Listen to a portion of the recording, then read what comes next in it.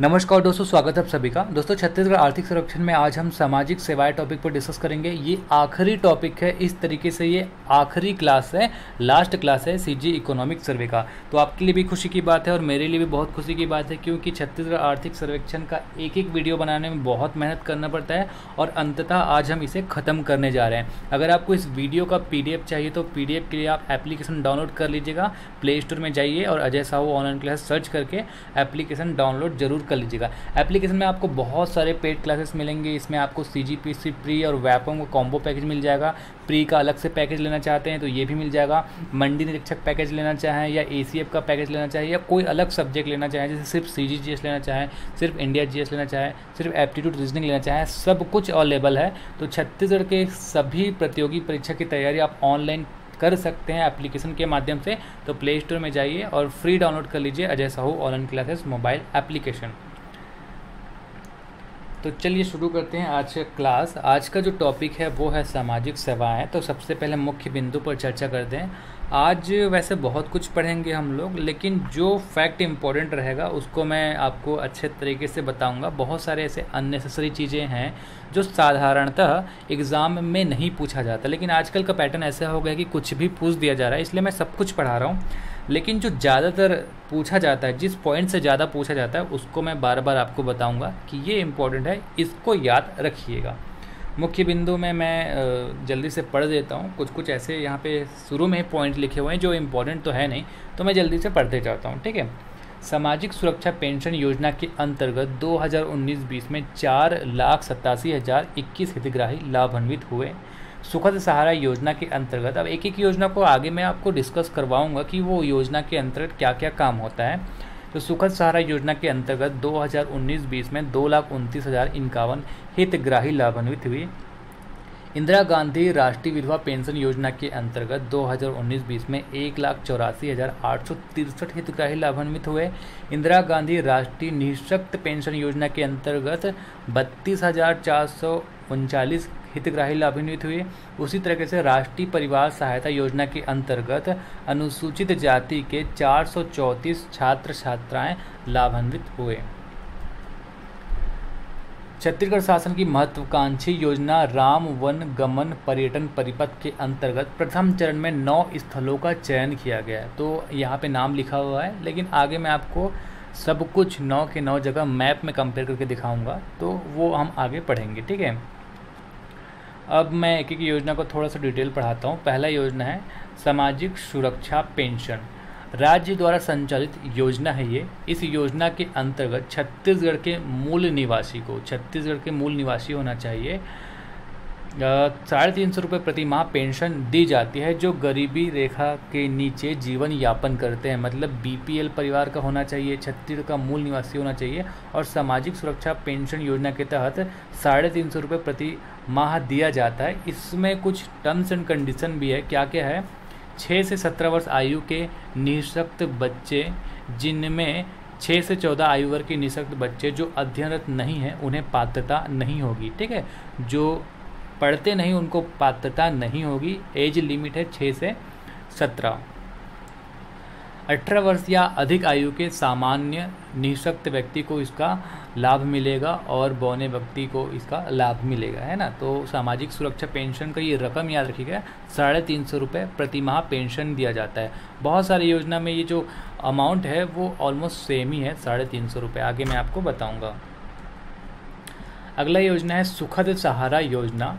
सुखद सहारा योजना, देखिए कुछ योजनाओं के नाम में भी अगर आप फोकस करेंगे तो आप उसके उद्देश्य को रिलेट कर पाएंगे। सुखद सहारा योजना, सहारा में आप फोकस करेंगे। योजना का उद्देश्य विधवा परित्यक्त महिलाओं को आर्थिक सहायता प्रदान करना है, जिसके तहत राज्य में गरीबी रेखा के नीचे जीवन यापन करने वाले परिवार के 18 से 39 वर्ष आयु वर्ग के विधवा तथा 18 वर्ष या अधिक आयु वर्ग के परित्यक्त महिलाओं को 350 रुपये प्रति माह की दर से पेंशन का भुगतान किया जाता है। ये भी BPL परिवार को किया जाता है। अब इसमें क्या क्या होना चाहिए? विधवा या परित्यक्त मतलब जिन महिलाओं को समाज द्वारा या पति के द्वारा त्याग दिया जाता है, जो अकेले अपना जीवन व्यापन करते हैं ना, तो इसमें एज लिमिट होना चाहिए 18 से 39 वर्ष के। तो यहाँ पे आपको ये चीज़ याद रखना है। और कितना यहाँ पे मिलता है पेंशन, 350 रुपये प्रति माह। फिर अगला है मुख्यमंत्री पेंशन योजना। योजना का उद्देश्य सामाजिक, आर्थिक एवं जाति जनगणना 2011 की सर्वे सूची के आधार पर सूचीगत वरिष्ठ नागरिकों एवं विधवा परित्यक्त महिलाओं को आर्थिक सहायता प्रदान करना है। ठीक है, इसमें भी सेम ही है, विधवा या परित्यक्त महिलाओं को आर्थिक सहायता प्रदान करना इसका उद्देश्य है। इसमें भी 350 रुपये प्रति माह की दर से पेंशन का भुगतान किया जाता है, लेकिन पात्रता की कुछ शर्तें हैं। यहाँ पे आप देखेंगे तो 18 से 39 वर्ष के विधवाओं को इसमें लाभ मिलता है सुखद सहारा योजना के अंतर्गत। लेकिन मुख्यमंत्री पेंशन योजना में 60 के ऊपर है ना, यहाँ पे देखिए 60 वर्ष या अधिक आयु के वृद्ध हो, 18 वर्ष या उससे अधिक आयु की विधवा या विवाह के बाद परित्यक्त महिलाएं। तो यहाँ पे आपको याद रखना है कि इसमें मुख्यमंत्री पेंशन योजना में अगर 60 वर्ष से अधिक हों और वृद्ध हैं तो उनको मिलेगा, या फिर विधवा या परित्यक्त है तो 18 वर्ष से ज़्यादा है तो उनको भी पात्र है, और छत्तीसगढ़ के मूल निवासी भी होना चाहिए। फिर अगला है इंदिरा गांधी राष्ट्रीय वृद्धावस्था पेंशन योजना। इसके जस्ट नीचे है इंदिरा गांधी राष्ट्रीय विधवा पेंशन योजना, है ना। तो इसमें वृद्धावस्था है और इसमें विधवा पेंशन योजना है, तो दोनों को आप समझिएगा, रिलेट करके हम पढ़ लेंगे जिससे आप कंफ्यूज ना हो। इसमें हम पहले देखते हैं इंदिरा गांधी राष्ट्रीय वृद्धावस्था पेंशन योजना में क्या है। सबसे पहले ये हम देख लेते हैं कि कब प्रारंभ हुआ। 1 अक्टूबर 1995 को ये प्रारंभ हुआ। इस योजना के अंतर्गत बीपीएल परिवार को, गरीबी रेखा के नीचे जीवन यापन करने वाले परिवार जिनकी आयु, ऐसे लोग जिनकी आयु 60 से 79 वर्ष आयु वर्ष के वृद्धजनों को 350 रुपये प्रति माह तथा 80 प्लस जो है 80 वर्ष या उससे अधिक, इनको 650 प्रति माह की दर से पेंशन का भुगतान किया जाता है। सिंपल है, याद रखेंगे, नाम से वृद्धावस्था है तो वृद्धावस्था मतलब जो 60 प्लस होते हैं, सीनियर सिटीजन 60 प्लस ही होते हैं ना, तो दो कैटेगरी याद रख लेना, 60 से 69 इनको मिलता है पेंशन योजना के तहत 350 रुपये पर मंथ। लेकिन अगर 80 प्लस है ना, तो इनको मिलता है 650 रुपये, इससे 300 रुपये ज़्यादा, 650 रुपये पर मंथ। तो ये है इंदिरा गांधी राष्ट्रीय वृद्धावस्था पेंशन योजना। अब इसमें आप एक चीज़ और याद रखेंगे, इसमें से जो राज्यांश है, मतलब राज्य कितना पैसा देता है वो आप याद रखेंगे, तो 150 रुपये राज्यांश है। इसमें से दोनों में से है ना, इसमें भी 150 रुपये और इसमें से भी 150 रुपये राज्य देता है, बाकी का यहाँ जो 250 वो केंद्र देगा। तो राज्यांश भी कभी कभी पूछ दिया जाता है, यहाँ पे आप याद रख सकते हैं। अगला है इंदिरा गांधी राष्ट्रीय विधवा पेंशन योजना। तो यहाँ पे वृद्धावस्था लिखा है तो मतलब वृद्धों को मिलेगा, यहाँ पे विधवा लिखा है मतलब विधवाओं को मिलेगा। तो ये बस एक दो फैक्ट जहाँ से आप रिलेट करके याद रख सकते हैं। यह योजना फरवरी 2009 से लागू है। इस योजना में गरीबी रेखा के नीचे जीवन यापन करने वाले, इसमें भी बीपीएल है, परिवार के ऐसे लोग जिनकी आयु 40 से 79 वर्ष की हैं, उनको, विधवाओं को मिलता है कितना रुपए, 350 रुपये प्रति माह भुगतान किया जाता है। और इसमें जो राज्यांश है वो 50 रुपये है ना। तो यहाँ पे आप याद रख लेना, 40 से 79 वर्ष के विधवाओं को इसका लाभ मिलता है कितना रुपए, 350 रुपये पर मंथ। फिर अगला है इंदिरा गांधी राष्ट्रीय निःशक्त जन पेंशन योजना। देखिए इंदिरा गांधी के नाम से 3 हैं, एक तो वृद्धजन के लिए हो गया, एक विधवाओं के लिए हो गया, एक है निःशक्त जन, है ना। निःशक्त जनों के लिए भी पेंशन योजना है। इसको भी फरवरी 2009 में ही शुरू किया गया था। इसमें भी आपको याद रखना है, गरीबी रेखा से नीचे जीवन यापन करने वाले लोगों के लिए इसे बनाया गया है।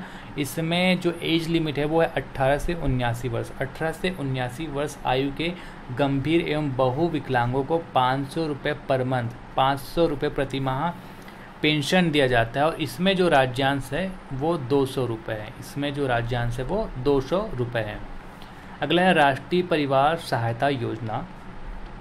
अब यहाँ पे सहायता लिखा हुआ है तो इसको भी आप थोड़ा सा संबंधित करके याद रखेंगे।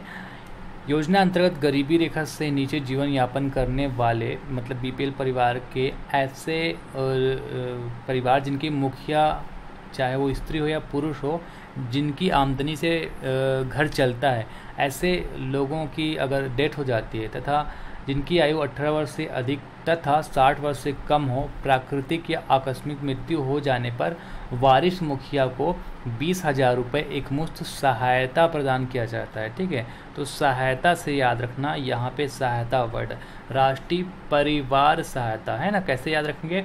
परिवार को सहायता दिया जा रहा है। अगर परिवार में कोई ऐसा मुखिया है जिसके आमदनी से ही घर चलता है और उसकी आयु 18 से 60 के बीच है और अचानक उसका डेथ हो जाता है, चाहे वो प्राकृतिक हो या आकस्मिक हो, अचानक से ऐसे व्यक्ति की मृत्यु हो जाती है जो गरीबी रेखा, जो बीपीएल परिवार का है, जिनके पैसे से ही घर चलता है, तो उनके बाद जो मुखिया होंगे, वारिस मुखिया होंगे, उनको एक मुश्त राशि दी जाती है। राशि आपको याद रखना है 20,000 रुपये। उसमें कोई केंद्रीयांश नहीं है। यहाँ पे देखेंगे कि 100% राशि सरकार द्वारा, भारत सरकार द्वारा उपलब्ध कराई जाती है। निःशक्त जनों के लिए कुछ योजनाएं हैं, उसको हम देखेंगे। पहला है निःशक्त जनों के लिए छात्रवृत्ति योजना। इस योजना के अंतर्गत प्राथमिक, पूर्व माध्यमिक, उच्चतर माध्यमिक एवं महाविद्यालय अध्ययनरत निःशक्त विद्यार्थियों, चाहे वो प्राइमरी हो, मिडिल स्कूल हो या हाई स्कूल हो या कॉलेज की बात करें, को पात्रता है एवं कक्षा अनुसार रुपये 150 से लेकर 190 रुपये छात्रवृत्ति दिया जाता है, अलग अलग कक्षा के अनुसार। ठीक है, दृष्टि बाधित छात्रों को 100 रुपये प्रति माह वाचक भत्ता अलग से प्रदान किया जाता है।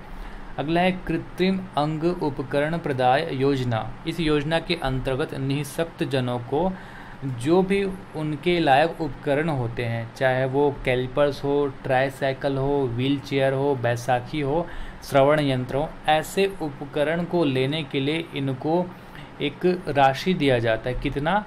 उनकी आय सीमा 500 रुपये मासिक तथा निःशुल्क तथा यहाँ पे क्या लिखा है, इस योजना के अंतर्गत निःशक्त जनों को संसाधन सेवाएं, उनकी आय सीमा रुपये 5,000 रुपये मासिक, 5,000 रुपये मासिक तथा निःशुल्क तथा 5,001 से 8,000 रुपये मासिक तक 50% के छूट के साथ संसाधन सेवाएं उपलब्ध कराई जाती है। अधिकतम राशि 6,900 तक की उपकरण प्रदान किए जाने का प्रावधान है। तो इसको मैं थोड़ा समझा देता हूँ।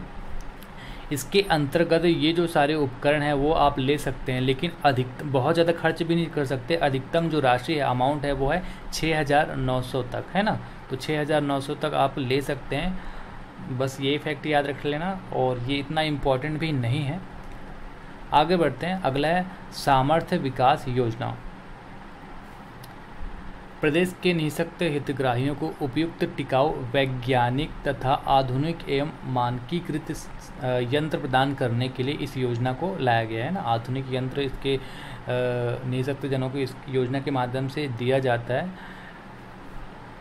निःशक्त जनों को मेले या शिविर आयोजित कर कृत्रिम अंग एवं उपकरण इस योजना के अंतर्गत प्रदान किए जाते हैं, और अधिकतम राशि 6,900 इसमें भी है तक के उपकरण प्रदान किए जाने का प्रावधान है।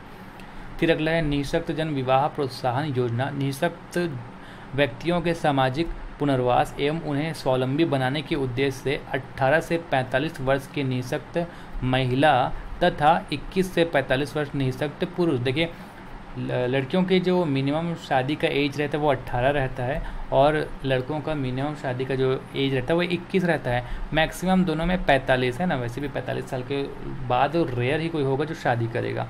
तो यहाँ पे आप याद रख लेना कि 18 से 45 कोई लड़की हो जो निःशक्त है, या फिर लड़कों में अगर 21 से 45 वर्ष का कोई निःशक्त हो जो शादी करना चाहता हो, लेकिन आयकर इनकम टैक्स पेयर ना हो, जो इनकम टैक्स ना देता हो। एक तरीके से ये देख लो कि सामान्य या गरीब परिवार का हो, है ना, इनकम टैक्स की श्रेणी में नहीं आता हो।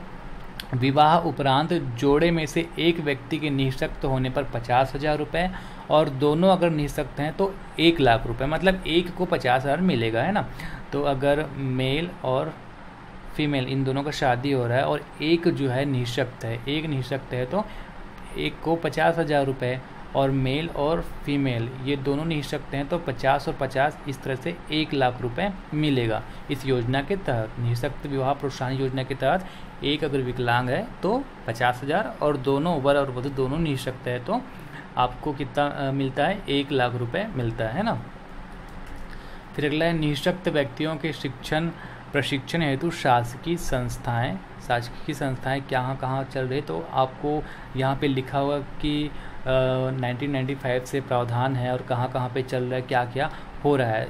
एकदम ज़्यादा यहाँ पे याद रखने की ज़रूरत नहीं है। वर्तमान में 19 शासकीय संस्थाएं तथा एक दिव्यांग महाविद्यालय संचालित है। ये इम्पोर्टेंट नहीं है, एक बार पढ़ लेना। अगला है निःशक्त जनों के लिए क्षितिज अपार संविधाएं अंतर्गत एकीकृत योजना। क्षितिज अपार संभावनाएं नाम से 3 एकीकृत योजना प्रारंभ की गई है। निःशक्त जन शिक्षा प्रोत्साहन योजना, 18 वर्ष तक की आयु के निःशक्त बच्चों को निःशुल्क शिक्षा प्रदान किए जाने का प्रावधान है इस योजना के तहत। अगला है निःशक्त जन सिविल सेवा प्रोत्साहन योजना। अगर सिविल सेवा की तैयारी करते हैं कोई निःशक्त जन, तो उनको प्रोत्साहन दिया जाता है। इस योजना के तहत क्या लाभ मिलता है? प्रारंभिक परीक्षा उत्तीर्ण करने पर 20,000 रुपये एकमुश्त मिलता है और मुख्य परीक्षा उत्तीर्ण करने पर 30,000 रुपये एकमुश्त मिलता है। संघ या छत्तीसगढ़ लोक सेवा में चयन होने पर 50,000 रुपये एकमुश्त। संघ मतलब आपका यूपीएससी हो गया है ना, और छत्तीसगढ़ लोक सेवा मतलब सीजीपीएससी हो गया। तो यूपीएससी और सीजीपीएससी में अगर चयनित होता है तो 50,000 रुपये एकमुश्त राशि दिया जाता है। अगला है निःशक्त विद्यार्थियों के लिए छात्रगृह योजना।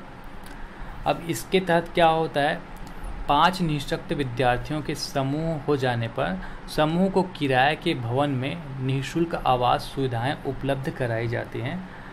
अब इसका भी कैटेगरी है कि कौन कौन से शहर में कितना राशि अधिकतम मासिक किराया देन है इस योजना के तहत। ए श्रेणी के शहर हेतु 10,000 रुपये, बी श्रेणी के शहर हेतु 7,000 रुपये, सी श्रेणी के शहर हेतु 5,000 रुपये।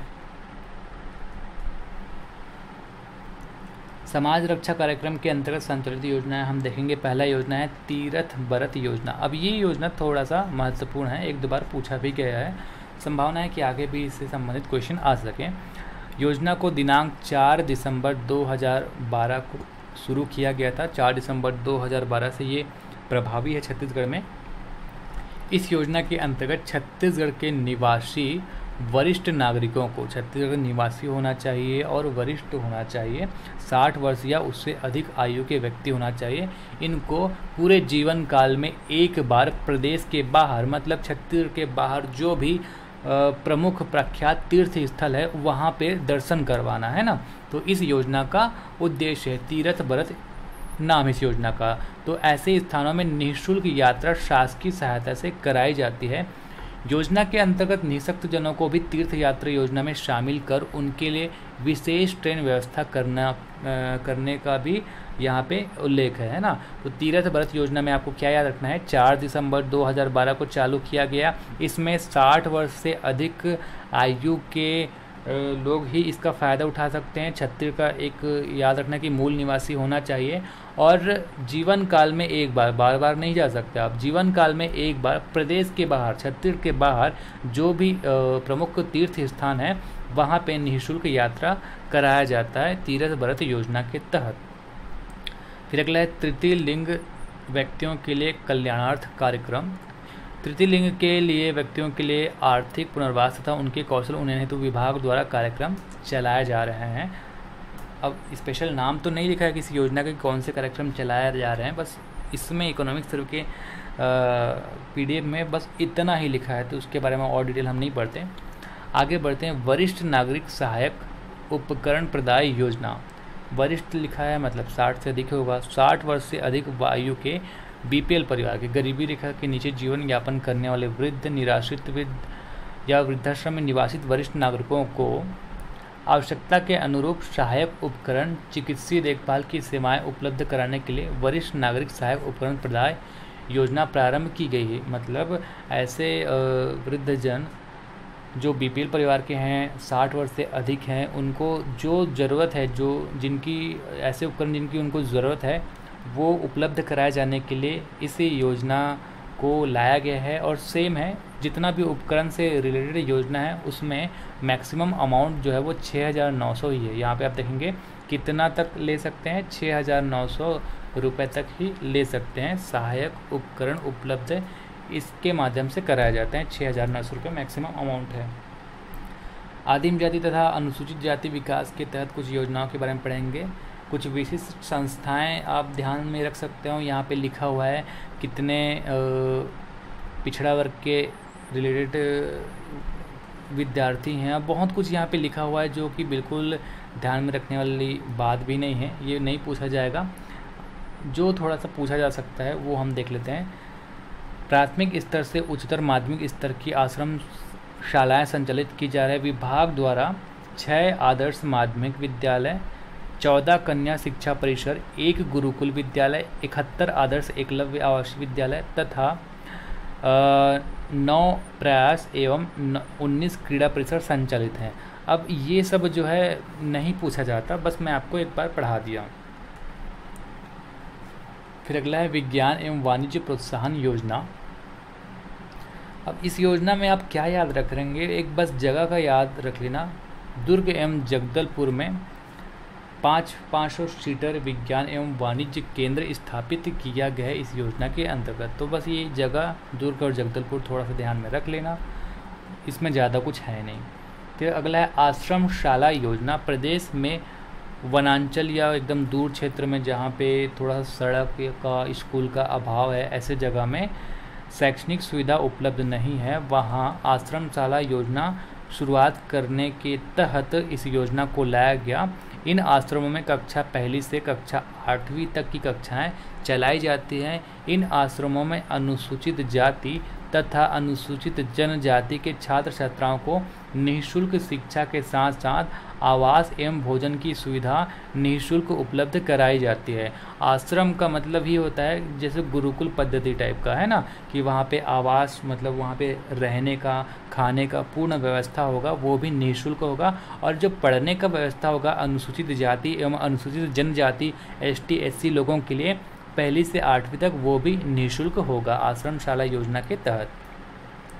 फिर अगला है छात्र भोजन सहाय योजना।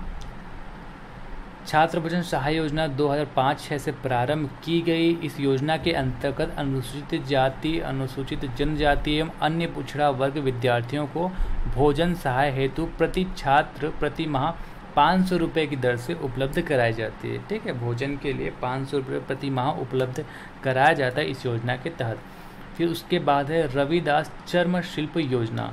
प्रदेश में चर्म सिलाई व्यवसाय में लगे लोगों को वित्तीय सहायता प्रदान करने के लिए 2008-09 में इस योजना को शुरू किया गया। इस योजना के तहत अनुसूचित जाति के हितग्राहियों को मोची पेटी और औजार सहित निःशुल्क प्रदान किया जाता है। ठीक है, लेकिन आपको ये याद रखना है कि ये जो योजना है वो सिर्फ अनुसूचित जाति के लिए, अनुसूचित जाति के हितग्राहियों को मोची पेटी और जो भी औजार लगता है इससे संबंधित वो निःशुल्क प्रदान किया जाता है।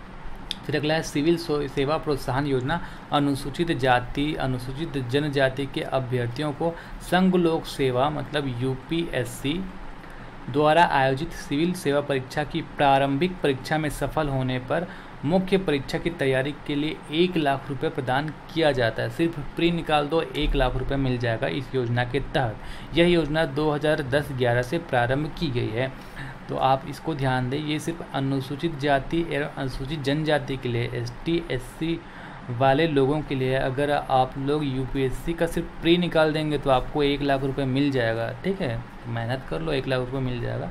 आगे बढ़ते हैं।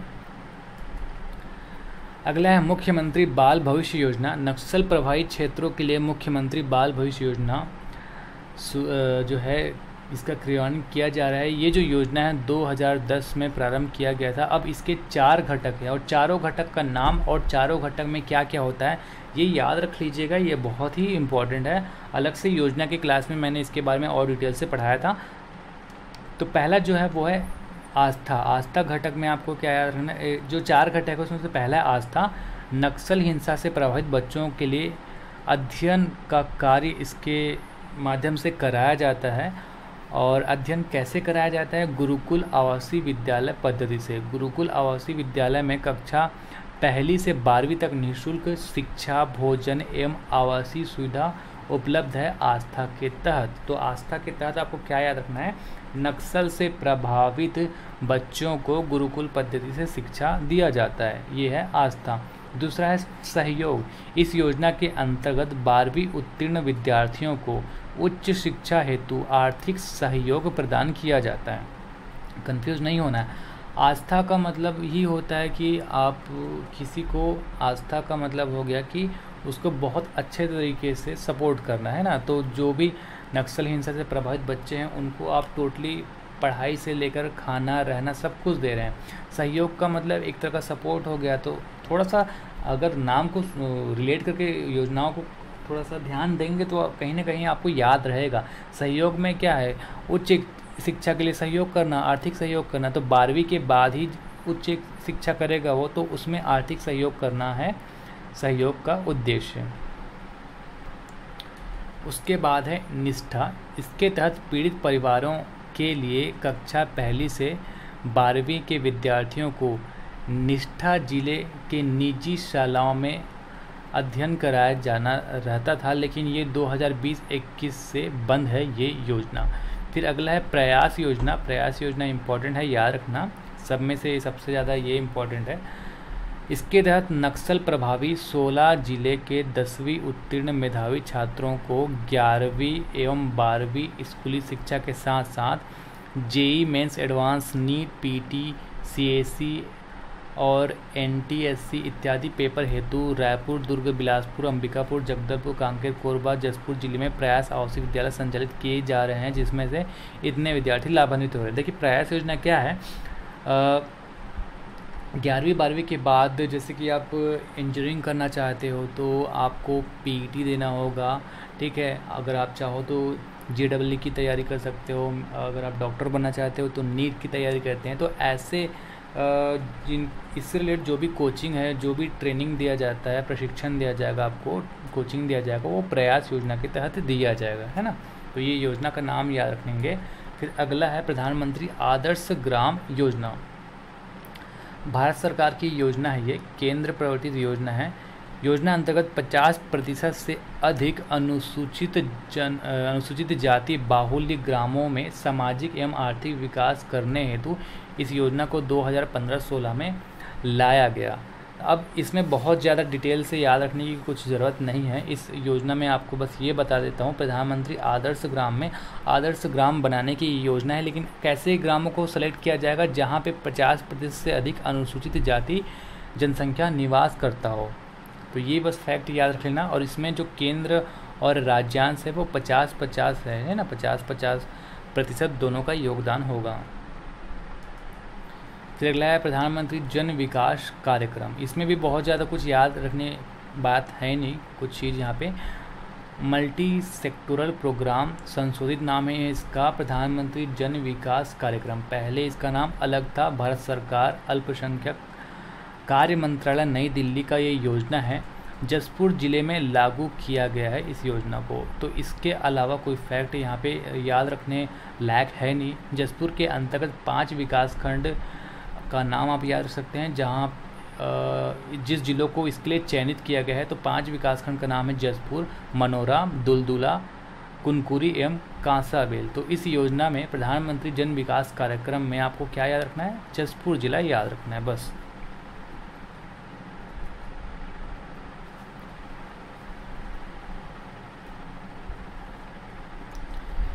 फिर अगला टॉपिक है छत्तीसगढ़ पर्यटन मंडल।